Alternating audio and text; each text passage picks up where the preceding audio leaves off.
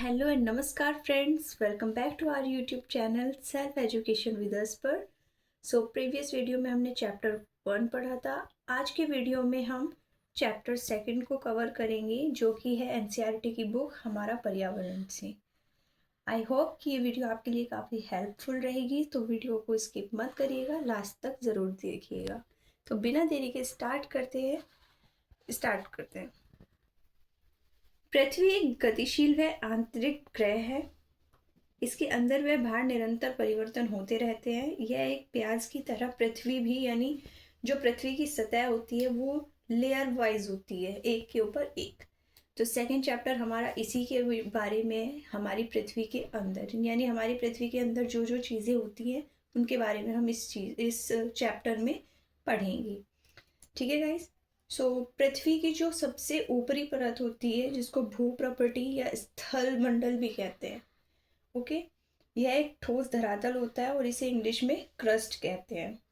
यह मतलब ये एक मिट्टी की पतली लेयर से ढकी होती है। हमारी जो पृथ्वी की पहली परत होगी वो होगी क्रस्ट, यानी भू प्रॉपर्टी। यह सिलिका प्लस एल्यूमिना से बनी होती है, जिसको सिया बोलते हैं। ठीक है, यह 35 किलोमीटर गहराई तक होती है। क्रस्ट की भी दो परतें होती हैं, एक महाद्वीपीय और महासागरीय। यह पृथ्वी के कुल आयतन का 1% होता है और सबसे पतली लेयर होती है। सेकंड लेयर जो हमारी होती है वो बनी होती है सिलिका प्लस मैग्नीशियम, यानी सीमा, जिसको हम मेंटल बोलते हैं और हिंदी में इसको प्रवार बोलते हैं। यह परत 2900 किलोमीटर यानी 2900 किलोमीटर तक गहराई में होती है। एंड थर्ड लेयर जो होती है हमारी, वो होती है निफा। थर्ड लेयर हमारी जो है वह है निफा, यानी निकिल प्लस आयरन। यह निकिल और आयरन से मिलकर बनी है और इसका नेम जो होगा वो होगा कोर। इसकी भी दो परतें होती है, आउटर और इनर। आउटर जो होती है वो लिक्विड होती है और इनर जो होती है वो सॉलिड होती है। इस परत की जो गहराई होती है वो होती है 6731 किलोमीटर की।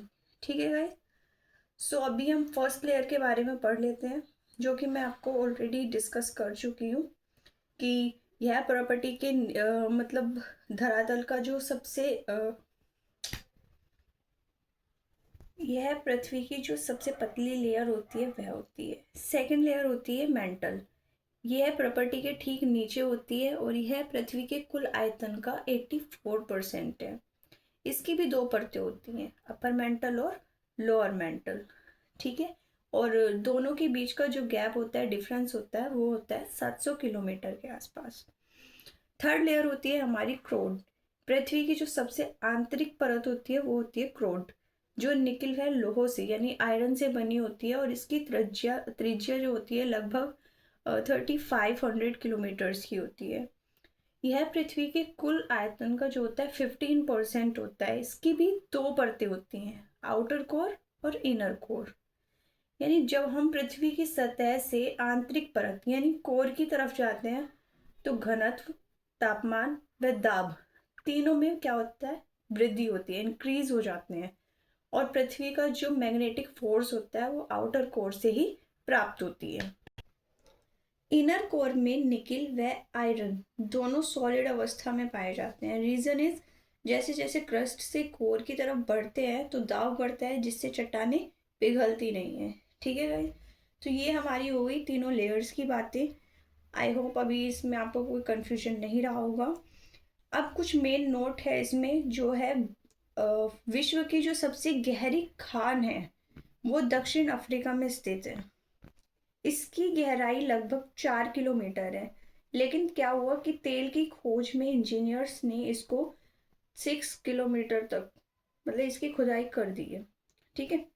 सेकंड जो नोट है हमारा, वो है पृथ्वी के सेंटर तक पहुंचने के लिए समुद्र की सतह से 6000 किलोमीटर तक खोदना पड़ेगा, जो कि इम्पॉसिबल है।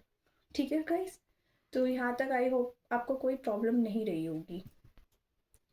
नेक्स्ट टॉपिक हुआ हमारा शेल एवं खनिज। पृथ्वी की, यानी डेफिनेशन में इसको कन्वर्ट करें तो पृथ्वी की प्रॉपर्टी बनाने वाले खनिज पदार्थ के किसी भी प्राकृतिक पिंड को शेल कहते हैं। यह किसी भी कलर व साइज का हो सकता है। मुख्यतः शेल जो होती है वो 3 प्रकार की होती हैं। फर्स्ट, आग्नेय। लैटिन भाषा में इसको इग्नियस बोलते हैं, जिसका अर्थ होता है आग। सेकंड होती है अवसादी शेल। लैटिन भाषा में इसको बोलते हैं सेडिमेंटम, जिसका अर्थ होता है स्थिर। एंड थर्ड होती है कायांतरित शेल, यानी ग्रीक लैंग्वेज में इसको बोलते हैं मेटामॉर्फिक, जिसका अर्थ होता है रूप परिवर्तन। तो काफ़ी बार क्या होता है कि शैलों के बारे में जो है इससे रिलेटेड क्वेश्चंस यूपीएससी में आ जाते हैं, तो ध्यान दीजिएगा इस पर। तो अब तीनों शेल्स के बारे में जो है हम डीपली पढ़ लेते हैं। फर्स्ट जो होती है आग्नेय शेल, ये लिक्विड मैग्मा को ठंडा होकर जब सॉलिड हो जाता है, इस प्रकार के बने शेल को आग्नेय शेल बोलते हैं। ये प्राथमिक शेल भी कहलाती है, यानी जब लावा जो लिक्विड फॉर्म में होता है वो ऊपर आकर एकदम सॉलिड हो जाता है और उससे जो चट्टानें बनती है उसको आग्नेय शेल बोलते हैं। आग्नेय शेल जो होती है वो 2 प्रकार की होती है। फर्स्ट, अंतर्भेदी शेल, और सेकंड बहिर्भेदी शेल। तो फर्स्ट जो होती है अंतर्भेदी शेल, ये जो होती है द्रवित मैग्मा क्या होता है, कभी कभी भूपर्वतीय यानी क्रस्ट के अंदर गहराई में ही ठंडा हो जाता है, बाहर नहीं आता। तो इस प्रकार के जो बने होते हैं शेल उनको अंतर्भेदी आग्नेय शेल कहते हैं। सेकंड होती है बहिर्भेदी आग्नेय शेल।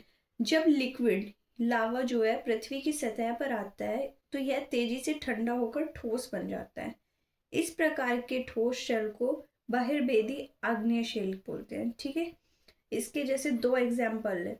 बेसाल्ट जो कि मतलब चेंज हो जाता है, स्लेट बन जाती है, और सेकंड जो होता है वो होता है ग्रेनाइट के वो, जो कि सर्फेटाइन में चेंज हो जाता है। ठीक है, एक नोट भी दिया हुआ है इसमें साइड में, लेफ्ट साइड में। जीवाश्म, जीवाश्म किसको कहते हैं? तो शैलों की परत में दबे पौधे में जंतुओं के अवशेषों को जीवाश्म कहते हैं। यानी जो भी ऊपरी सरत मतलब सतह पर होते हैं फ्रेंड्स, तो जो मतलब जीव जंतु मर जाते हैं या पेड़ पौधे सूख जाते हैं और दब जाते हैं तो वो क्या बन जाते हैं? जीवाश्म बन जाते हैं। सेकंड जो शेल है वो है अवसादी शेल। टकराकर छोटे छोटे टुकड़ों में टूट जाती है, इन्हें अब जो बोलते हैं अवसादी शेल बोलते हैं, यानी सेडिमेटम। इसमें जीवाश्म पाए जाते हैं। एग्जाम्पल, बलुआ पत्थर चेंज इनटू स्वार्टजाइट। नाउ मतलब अब बारी है थर्ड की, कायांतरित शेल। ये आग्नेय व अवसादी शेल के उच्च ताप में व दाब के कारण कायांतरित शेल में परिवर्तित हो जाती है। कायांतरित शेल का जो एक एग्जाम्पल है बेस्ट, वो है चूना पत्थर जो है वो चेंज हो जाता है किसमें? संगमरमर में। ठीक है, तो ये तीनों शेल्स के बारे में हमने अच्छे से रीड कर लिया है। सारे जो है इम्पोर्टेंट टॉपिक्स है, कोई भी आप वीडियो को स्किप मत कीजिएगा, लास्ट तक देखिएगा। अब हम पढ़ते हैं शेल चक्र के बारे में। पहले ये जान लेते हैं कि शेल चक्र का मीन क्या है। शेल यानी खनिज से बने होते हैं, खनिज प्राकृतिक रूप से पाए जाने वाले पदार्थ। और चक्र एक शेल से दूसरे शेल में परिवर्तन होने की जो प्रक्रिया होती है उसको शेल चक्र कहते हैं। आप यहाँ पे देखिए एक मतलब डायग्राम दिया गया है जिसमें पूरा जो है एक दूसरे पर निर्भर है। फर्स्ट, द्रवित मैग्मा होता है जो ठंडा होकर आग्नेय शेल बन जाता है। ठीक है, आग्नेय शेल जो है वो छोटे छोटे टुकड़ों में टूटकर अवसादी जो है शेल बन जाती है।